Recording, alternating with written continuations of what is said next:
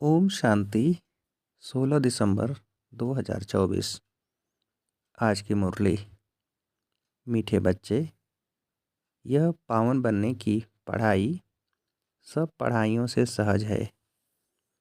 इसे बच्चे, जवान, बूढ़े सब पढ़ सकते हैं। सिर्फ 84 जन्मों को जानना है। प्रश्न: हर एक छोटे व बड़े को कौन सी प्रैक्टिस जरूर करनी चाहिए? उत्तर: हर एक को मुरली चलाने की प्रैक्टिस जरूर करनी चाहिए, क्योंकि तुम मुरलीधर के बच्चे हो।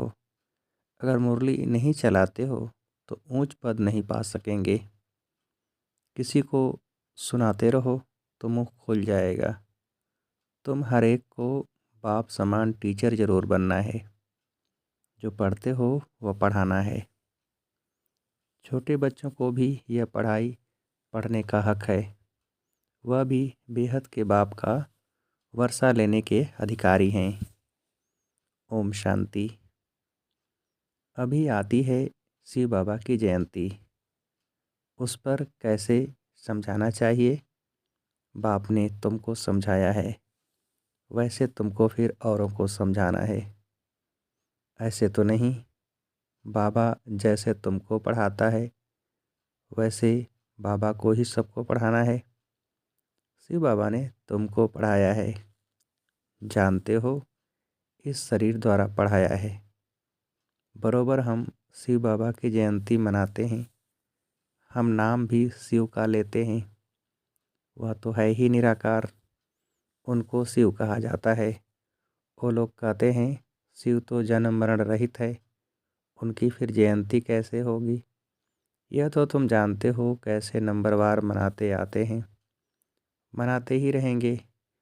तो उन्हों को समझाना पड़े। बाप आकर इस तन का आधार लेते हैं। मुख तो जरूर चाहिए, इसलिए गौ मुख की ही महिमा है। यह राज जरा पेचीला है। शिव बाबा के ऑक्यूपेशन को समझना है। हमारा बेहद का बाप आया हुआ है, उनसे ही हमको बेहद का वर्षा मिलता है।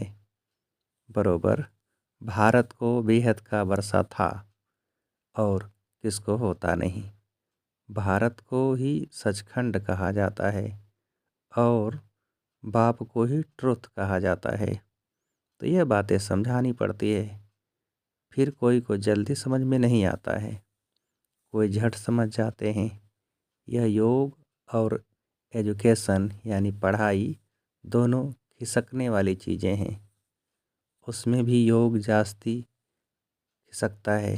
नॉलेज तो बुद्धि में रहती ही है, बाकी याद ही घड़ी घड़ी भूलते हैं। नॉलेज तो तुम्हारी बुद्धि में है ही कि हम कैसे 84 जन्म लेते हैं। जिनको यह नॉलेज है वही बुद्धि से समझ सकते हैं कि जो पहले पहले नंबर में आते हैं वही 84 जन्म लेंगे। पहले ऊंचते ऊंच लक्ष्मी नारायण को कहेंगे। नर से नारायण बनने की कथा भी नामी ग्रामी है। पूर्णमासी पर बहुत जगह सत्यनारायण की कथा चलती है। अभी तुम जानते हो, हम सचमुच बाबा द्वारा नर से नारायण बनने की पढ़ाई पढ़ते हैं। यह है पावन बनने की पढ़ाई और है भी सब पढ़ाइयों से बिल्कुल सहज। 84 जन्मों के चक्र को जानना है और फिर यह पढ़ाई सब के लिए एक ही है। बूढ़े बच्चे जवान जो भी हो, सब के लिए एक ही पढ़ाई है। छोटे बच्चों को भी हक है। अगर माँ बाप इन्हों को थोड़ा थोड़ा सिखाते रहें तो टाइम तो बहुत पड़ा है। बच्चों को भी यह सिखाया जाता है कि शिव बाबा को याद करो। आत्मा और शरीर दोनों का बाप अलग अलग है। आत्मा बच्चा भी निराकारी है तो बाप भी निराकारी है। यह भी तुम बच्चों की बुद्धि में है। वह निराकार शिव बाबा हमारा बाप है, कितना छोटा है, यह अच्छी रीति याद रखना है, भूलना नहीं चाहिए। हम आत्मा भी बिंदी मिसल छोटी हैं, ऐसे नहीं। ऊपर जाएंगे तो बड़ी दिखाई पड़ेगी, नीचे छोटी हो जाएगी, नहीं। वह तो है बिंदी। ऊपर में जाएंगे तो तुमको जैसे देखने में भी नहीं आएगी। बिंदी है ना, बिंदी क्या देखने में आएगी। इन बातों पर बच्चों को अच्छी रीति विचार भी करना है। हम आत्मा ऊपर से आई हैं, शरीर से पाठ बजाने। आत्मा घटती बढ़ती नहीं है। आर्गन्स पहले छोटे पीछे बड़े होते हैं। अभी जैसे तुमने समझा है वैसे फिर औरों को समझाना है। यह तो ज़रूर है, नंबरवार जो जितना पढ़ा है उतना ही पढ़ाते हैं। सबको टीचर भी ज़रूर बनना है सिखाने के लिए। बाप में तो नॉलेज है, वह इतनी छोटी सी परम आत्मा है, सदैव परम धाम में रहते हैं। यहाँ एक ही बार संगम पर आते हैं। बाप को पुकारते भी तब हैं जब बहुत दुखी होते हैं। कहते हैं आकर हमको सुखी बनाओ। बच्चे अब जानते हैं, हम पुकारते रहते हैं बाबा आकर हमको पति दुनिया से नई सतयुगी सुखी पावन दुनिया में ले चलो, अथवा वहाँ जाने का रास्ता बताओ। वह भी जब खुद आवे तब तो रास्ता बतावे। वह जाएंगे तब जब दुनिया को बदलना होगा। ये बड़ी सिंपल बातें हैं, नोट करना है। बाबा ने आज यह समझाया है, हम भी ऐसे समझाते हैं। ऐसी प्रैक्टिस करते करते मुँह खुल जाएगा।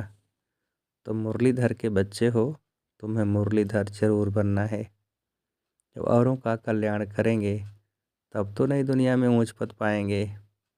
वह पढ़ाई तो है यहाँ के लिए, यह है भविष्य नई दुनिया के लिए। वहाँ तो सदैव सुख ही सुख है। वहाँ पांच विकार तंग करने वाले होते ही नहीं। यहाँ रावण राज्य अर्थात पराये राज्य में हम हैं। तुम ही पहले अपने राज्य में थे।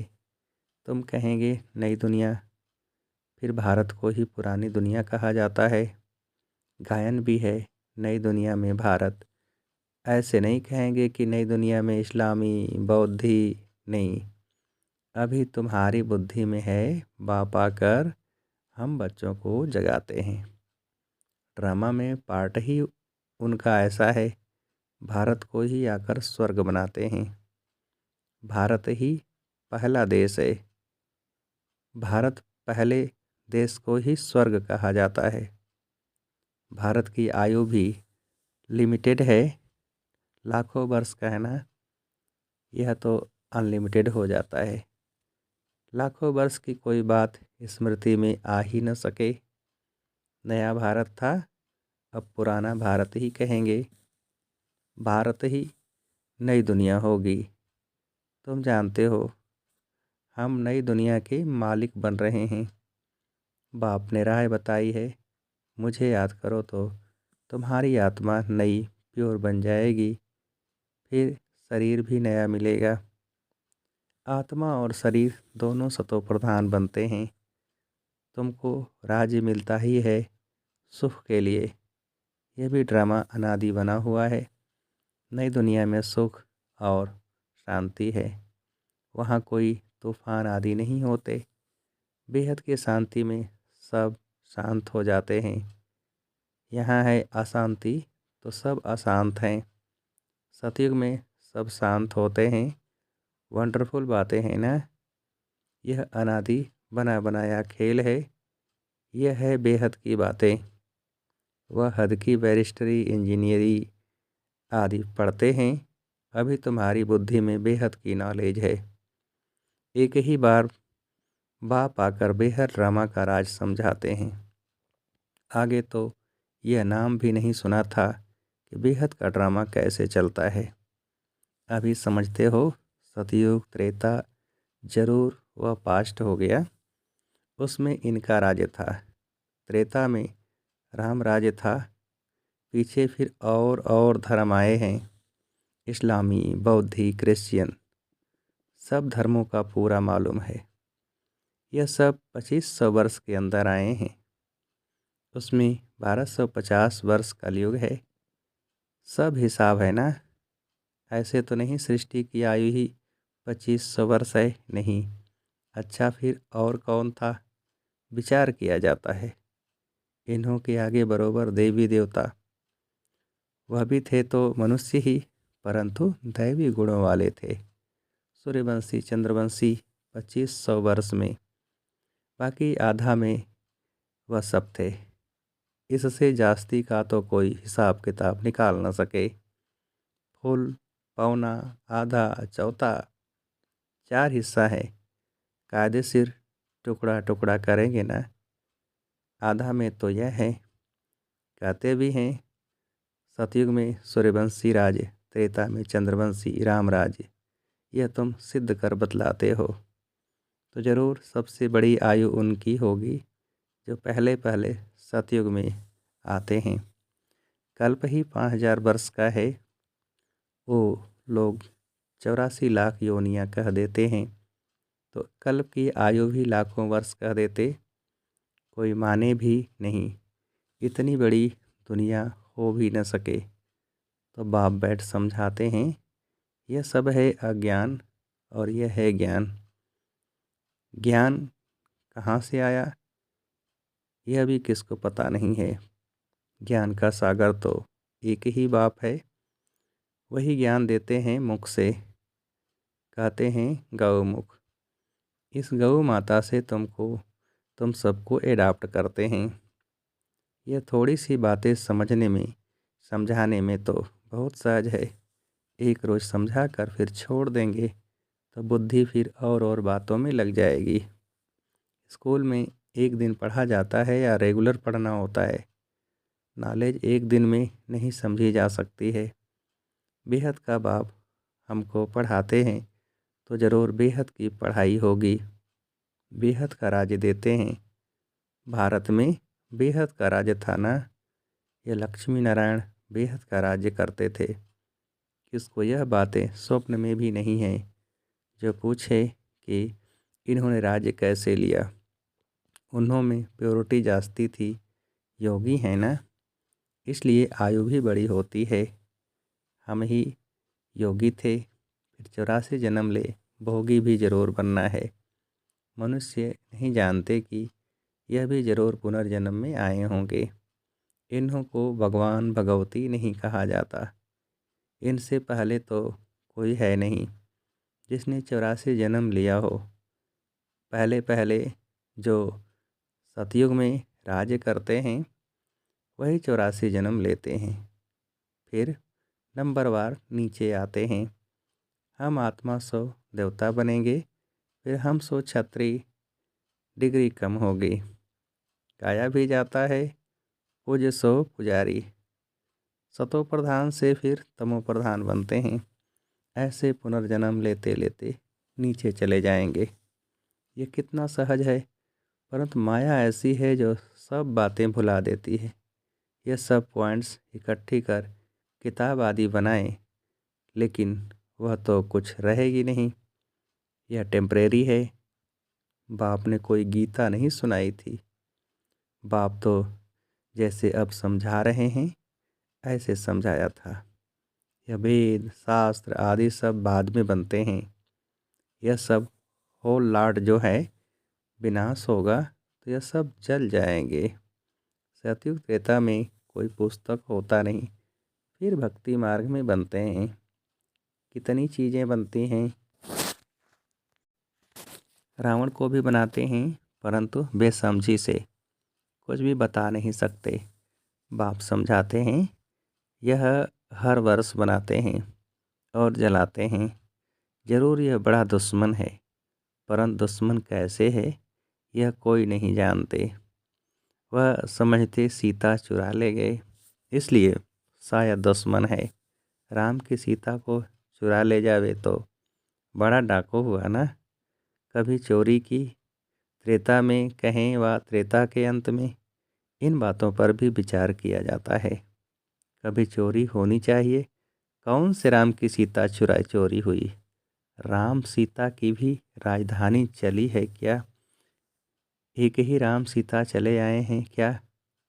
यह तो शास्त्रों में जैसे एक कहानी लिखी हुई है।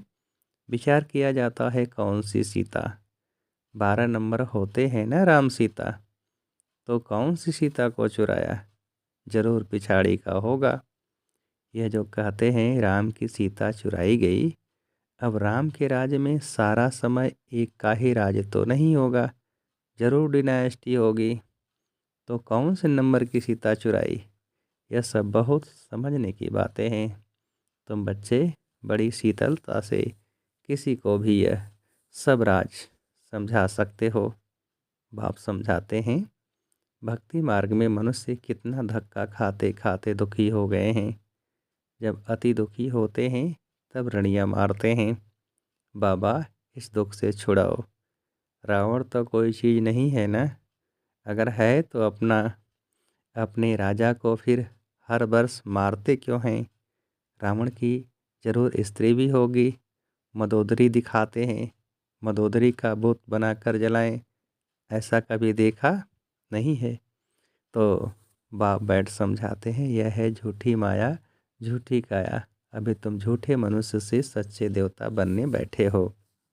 फर्क तो हुआ ना, वहाँ तो सदैव सच बोलेंगे, वह है सचखंड, यह है झूठखंड, तो झूठ ही बोलते रहते हैं। अच्छा, मीठे मीठे से खेलते बच्चों प्रति माता पिता बाप दादा का याद प्यार और गुड मॉर्निंग। रूहानी बाप की रूहानी बच्चों को नमस्ते। हम रूहानी बच्चों की रूहानी बाप को नमस्ते। धारणा के लिए मुख्य सार, पहली पॉइंट, ज्ञान सागर बाप जो रोज़ बेहद की पढ़ाई पढ़ाते हैं उस पर विचार सागर मंथन करना है। जो पढ़ा है वह दूसरों को भी ज़रूर पढ़ाना है। दूसरी पॉइंट, यह बेहद का ड्रामा कैसे चल रहा है, यह अनादि बना बनाया वंडरफुल ड्रामा है। इस राज को अच्छी रीति समझकर फिर समझाना है। वरदान, पवित्रता की श्रेष्ठ धारणा द्वारा एक धर्म के संस्कार वाले समर्थ सम्राट भव। विस्तार, आपके स्वराज्य का धर्म अर्थात धारणा है पवित्रता। एक धर्म अर्थात एक धारणा। स्वप्न व संकल्प मात्र भी अपवित्रता अर्थात दूसरा धर्म न हो, क्योंकि जहाँ पवित्रता है वहाँ अपवित्रता अर्थात व्यर्थ व विकल्प का नाम निशान नहीं होगा। ऐसे संपूर्ण पवित्रता के संस्कार भरने वाले ही समर्थ सम्राट हैं। अभी के श्रेष्ठ संस्कारों के आधार से भविष्य संसार बनता है। अभी के संस्कार भविष्य संसार का फाउंडेशन है। स्लोगन, विजयी रत्न वही बनते हैं जिनकी सच्ची प्रीत एक परमात्मा से है। विजयी रत्न वही बनते हैं जिनकी सच्ची प्रीत एक परमात्मा से है। अच्छा, ओम शांति।